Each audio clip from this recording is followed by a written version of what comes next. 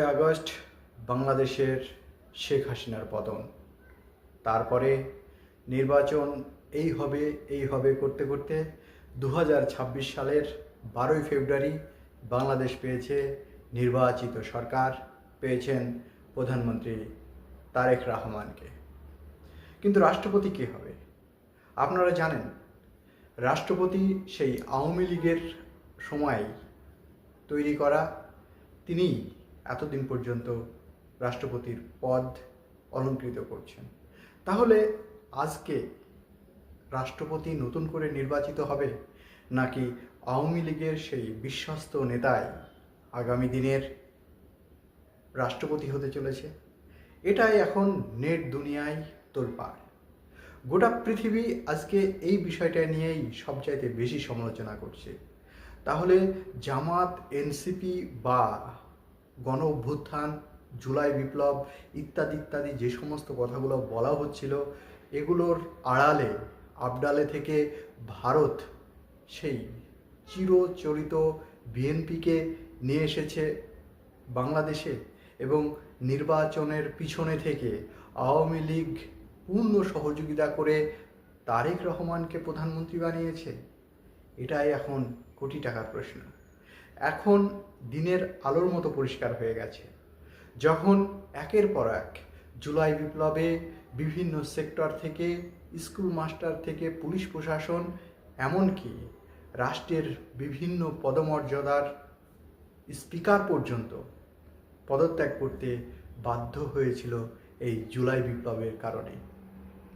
তারপরেও এই আওয়ামী লীগের তৈরি করা রাষ্ট্রপতিকে কি করে এতদিন পর্যন্ত টিকিয়ে রেখেছিল এই ডক্টর ইউনূসের উপদেষ্টামূলক সরকার? এখন জল কা জল আর তেল কা তেল এইরকমই হয়ে গেছে, অর্থাৎ দুধ এবং জল সম্পূর্ণ আলাদা হয়ে গেছে। পিছনে থেকে আওয়ামী লীগ 100% সহযোগিতা করেছে বলেই আজকে জামাত ক্ষমতায় আসতে পারেনি, এনসিপির ছেলেরা ক্ষমতায় আসতে পারেনি, এসেছে বিএনপি, ভোট দিয়েছে সাধারণ আওয়ামী লীগ ভোটার। তাহলে শেখ হাসিনা বাংলাদেশে প্রত্যাবর্তন শুধু কি সময়ের অপেক্ষা? বিশেষজ্ঞ মহল মনে করছে এটা শুধুমাত্র সময়ের অপেক্ষা। গুটি সাজানো পিছনে থেকে যেভাবে আওয়ামী লীগ দিনের পর দিন রাষ্ট্রপতির দ্বারা সমস্ত নির্বাচন কার্যকলাপ পরিচালনা করেছে, তাতে বলাই যায় আওয়ামী লীগ অর্থাৎ শেখ হাসিনা বাংলাদেশে আসছে শুধুমাত্র সময়ের অপেক্ষা। প্রিয় বন্ধু, আপনাদের কাছে একটা কথা বলতে চাই, যে সময় অর্থাৎ আওয়ামী লীগের সময় নির্বাচিত রাষ্ট্রপতি, নির্বাচিত সরকার পেয়েছে প্রায় 10 দিন হয়ে গেল, তারপরেও আজকের দিনে দাঁড়িয়ে কেন রাষ্ট্রপতি, নতুন কোনো রাষ্ট্রপতি খুঁজছে না বিএনপি? এত সংখ্যাগরিষ্ঠ থাকার পরেও, সংখ্যায় যথেষ্ট বেশি, তারপরেও কেন নতুন রাষ্ট্রপতি খুঁজছে না? এখানেই কি আগে থেকেই সমঝোতা আছে? মনে হচ্ছে যেন আগে থেকেই সমঝোতা আছে। সত্যিই যদি আগে থেকে সমঝোতা থাকে, তাহলে কি আবারও সেই জুলাই বিপ্লবের মতো ছাত্র নেতারা রাস্তায় রাজপথ দখল করবে? বিশেষজ্ঞ মহল মনে করছে এইবার আর রাজপথ দখল করা সম্ভব নয়। কেননা দীর্ঘদিন শেখ হাসিনার বিরুদ্ধে একটা ক্ষোভ ছিল মানুষের মধ্যে। সেই ক্ষোভের কারণ 5ই আগস্ট অর্থাৎ জুলাই বিপ্লব। কিন্তু নতুন যে সরকার পেয়েছে বাংলাদেশ, সেই সরকার সম্পূর্ণ গণভোটের মধ্য দিয়ে সরকার পেয়েছে।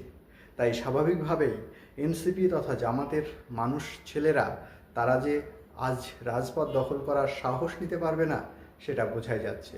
তাহলে কি শেষ পর্যন্ত ছক্কাটা সেই ভারত থেকেই মারা হয়েছে? এতদিন পর্যন্ত ভারতের বিরোধিতা করে করে যেখানে শেখ হাসিনার পতন ঘটানো সম্ভব হয়েছিল, আজকে পিছনে থেকে সেই ভারতের অঙ্গুল হেলনেতেই তারেক জিয়ার ক্ষমতা, তারেক জিয়া আজকের প্রধানমন্ত্রী। আপনার কি মনে হয় প্রিয় দর্শক? অবশ্যই কমেন্ট করে জানাতে ভুলবেন না।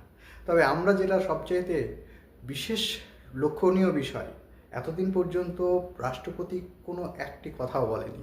রাষ্ট্রপতি প্রধান উপদেষ্টা ডক্টর মোহাম্মদ ইউনূসের সম্পর্কে ভুরি ভুরি অভিযোগ তুলছে।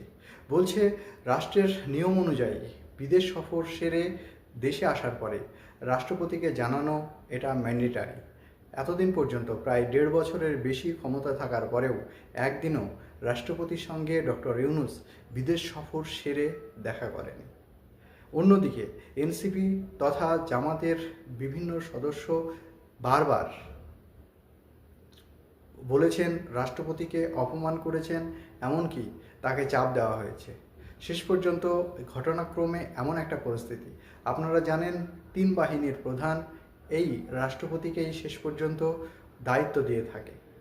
এর ফলে এনসিপি তথা জামাতের জুলাই বিপ্লবের ছেলেমেয়েরা বাধ্য হয়ে এই রাষ্ট্রপতিকে মেনে নিতে বাধ্য হয়। রাষ্ট্রপতি একসময় বলেই ফেলেন যে শেখ হাসিনা যে রেজিগনেশন দিয়েছে, আমার কাছে এর কোনো লিখিত প্রমাণ নেই, তিনি দেশ থেকে চলে গেছেন, এটুকুই আমার কাছে জানা। তাহলে এইবার কি শেখ হাসিনা বাংলাদেশে আসছে, সেটা কি সময়ের অপেক্ষা? এবার আরও একটি বিষয়, এনসিপি জামাত হেরে গেছে, জিতেছে বিএনপি। বিএনপির এই ব্যাপক সংখ্যা এমপি আগামী দিনে নতুন রাষ্ট্রপতি হিসাবে কি পুরাতন আওয়ামী লীগের রেখে যাওয়া রাষ্ট্রপতিকেই নির্বাচিত করবে? রাষ্ট্রপতির মুখে সেটাই কিন্তু শোনা যাচ্ছে।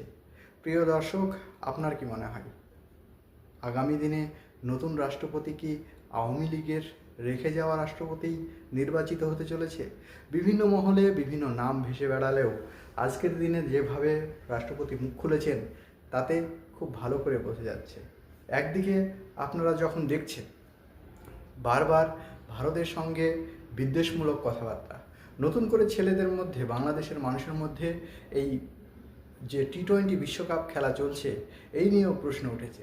টি-20 বিশ্বকাপে ভারতের মাটিতে খেলতে না দিতে দেওয়াটাও নাকি এই নির্বাচনকে হাতিয়ার করেই, অর্থাৎ রাজনীতির খেলাটাই 22 গজে সবচাইতে ভালো খেলতে পেরেছিল জুলাই বিপ্লবের এই নেতারা, অর্থাৎ উপদেষ্টামূলক সরকার তথা আসিফ নজরুল বা গায়ক আসিফদের মতো মানুষগুলো।